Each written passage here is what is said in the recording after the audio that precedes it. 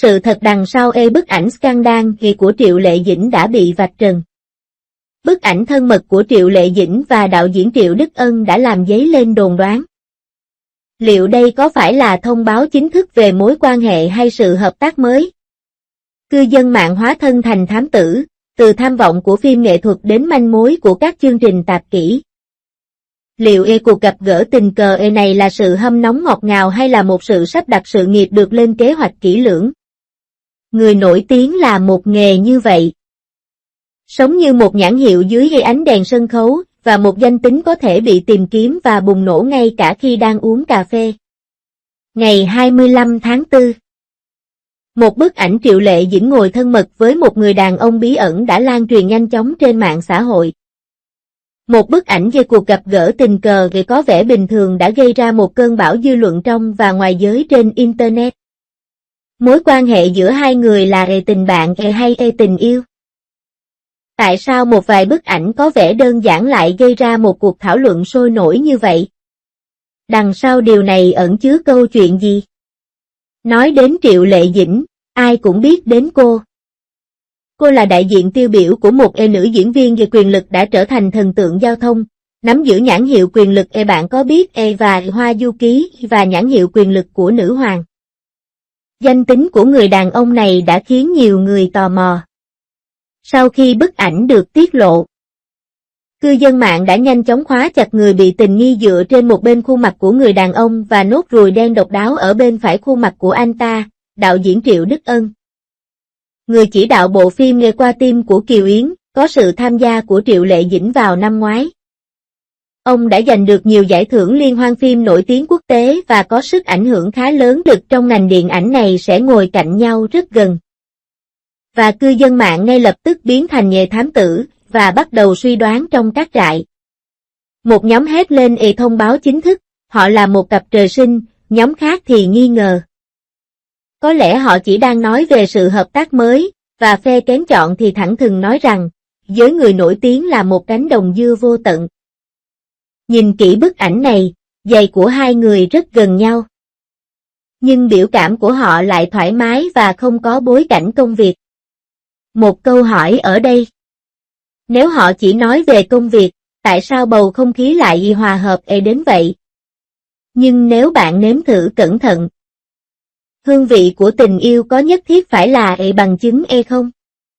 Sự nghi ngờ này đủ để kích thích sự thèm muốn. Chỉ trong vòng vài giờ, sự việc đã phát triển từ tin đồn thành một, ngày nay, kỹ năng phân tích của cư dân mạng không kém gì thám tử. Một số người chỉ ra rằng không có dấu hiệu tình yêu nào khác rõ ràng hơn giữa Triệu Lệ Dĩnh và Triệu Đức Ân. Bình thường. Cả hai không có tương tác công khai và tin tức về việc họ ở cùng một khung hình, ngoại trừ bức ảnh này, chỉ bị đóng băng trong quá trình hợp tác của họ trong Trái Tim của Kiều Yến. Một quan điểm khác có vẻ hợp lý. Từ bối cảnh nghề nghiệp của cả hai. Sự nghiệp của Triệu Lệ Dĩnh trong những năm gần đây đã bắt đầu chuyển hướng nhiều hơn sang đầu tư phim ảnh và truyền hình và sản xuất hậu trường. Và cô ấy muốn có tiếng nói lớn hơn trong việc sản xuất các tác phẩm chất lượng cao hơn.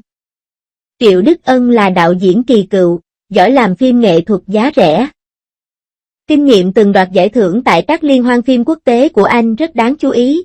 Có lẽ Triệu Lệ Dĩnh cũng đang muốn mở rộng tầm nhìn của mình về các cuốn này có thể chỉ là phép thử cho bộ phim tiếp theo. Từ sự thân mật trong mắt cư dân mạng đến gây cuộc thảo luận hợp tác vạch ra ranh giới rõ ràng, thông tin mơ hồ. Và nhiều chi tiết hơn vẫn chưa xuất hiện. Điều đáng nói là sau khi sự việc lên men, fan Triệu Lệ Dĩnh và fan Chính Phú bắt đầu bàn tán ở một cấp độ khác. Chúng ta có nên ủng hộ cô ấy tìm hướng đi mới không?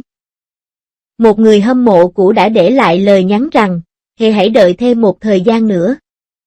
Nếu họ đến với nhau vì cùng chung sở thích, ít nhất họ sẽ không làm chúng ta thất vọng về hạnh phúc của cô ấy. Đúng lúc mọi người vẫn đang bàn tán về tình yêu đích thực hay giả tạo.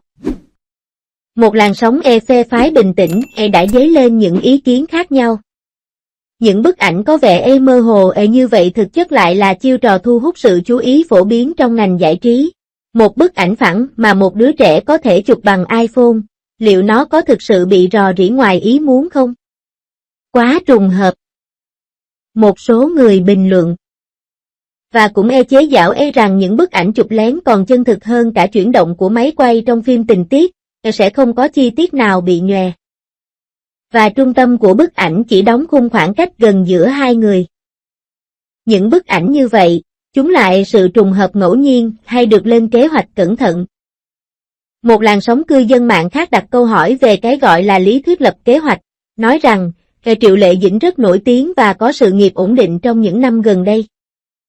Cô ấy không cần scandal để duy trì sự nổi tiếng của mình.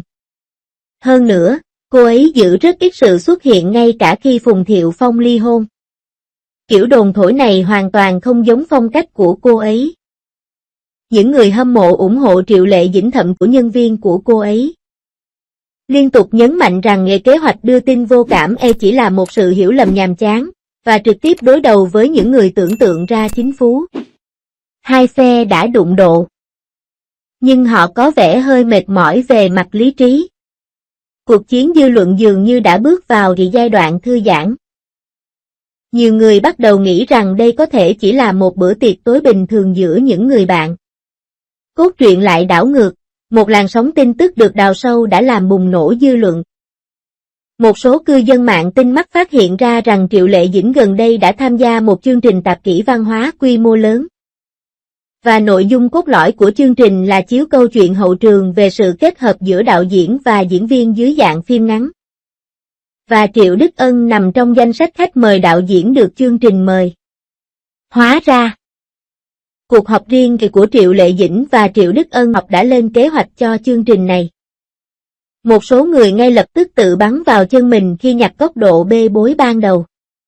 Ôi trời, tôi nghĩ đó là thăng chức tình yêu, không ngờ đó lại là sự chuẩn bị cho sự nghiệp tiếp theo. Nhưng một bộ phận cư dân mạng khác lại không tin. Vì đó là một cuộc gặp gỡ hợp pháp, tại sao lại hoãn thông báo chính thức hơn? Ngành giải trí đang che giấu mọi thứ, nhưng lại khiến sự thật trở nên không rõ ràng. Đây không phải là một chiêu trò thổi phồng trá hình sao? Dù là tình yêu hay hợp tác, nếu làm rõ thì tốt biết mấy. Kiểu vẻ đẹp mơ hồ này hơi quá đáng. Dư luận bùng nổ. Một số người ám ảnh với chính phủ hy vọng rằng họ có thể làm nên chuyện thông qua các chương trình tạp kỹ trong tương lai. Một số người yêu thích sự nghiệp thì mong chờ những thành tựu xuyên biên giới của phản đối mới chế giảo vòng tròn này. Nếu một công việc không thể nhồi nhét những câu vàng để tạo ra cây gậy và trích dẫn gây hỗ trợ cho công chúng, thì đó được coi là một vụ án đã được giải quyết. Khi cuộc thảo luận leo thang, vòng tròn người hâm mộ của Triệu Lệ Dĩnh cũng bị chia rẽ. Một số người cho rằng vì những suy đoán của cư dân mạng chưa động đến bằng chứng về tình yêu. Tốt hơn hết là tập trung vào mong đợi tác phẩm mới, và người hâm mộ nên phát triển sự chú ý một cách hợp lý, bỏ qua vụ bê bối. Mặt khác, Phương Yến khinh thường suy đoán hợp tác thương mại. Nói thẳng rằng việc chị gái chuyển sang làm nhà sản xuất toàn thời gian đã hoàn tất, đầu tư đã ký kết và quay phim đã bắt đầu, vậy thì lo lắng làm gì? Thương hiệu không phải có một vài ông chủ lớn và cố vấn quốc tế để lên lịch độc lập sao? Ở vòng tiếp theo, rõ ràng lại mượn chương trình để chơi không ai biết hùng biện, có ám chỉ rằng sự việc sâu sắc hơn và không có cờ bạc thuần túy sắp xếp một cuộc tụ họp riêng tư. Thiết lập rò rỉ và nội dung thoải mái như vậy rằng thông tin thực sự được vận hành bằng vàng và diễn biến của tin đồn là mỉa mai. Ngoan ngoãn, xấu tính và dịu dàng. Triệu Đức Âm đã kéo đố kỵ sớm hoặc người phụ nữ bị bắt nhanh chóng và tiếng còi có thể bị thổi. Ngành giải trí không bao giờ thiếu ăn dưa. Nhưng điều tra xem cây nhân sâm trong ruộng dưa có phải do chính mình trồng hay không có ý nghĩa gì. Tất nhiên, nỗi sợ trồng dưa mãi mãi khép lại. Thực sự hiểu nguyên tắc hướng dẫn nghệ thuật truyền thông, vì vậy không khí được truyền đi. Tình hình hiện tại sợ sự phát triển ngầm của phần mềm xổ số.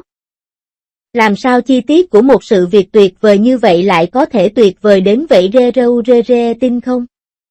Tác động luôn khơi dậy sự chú ý của khán giả.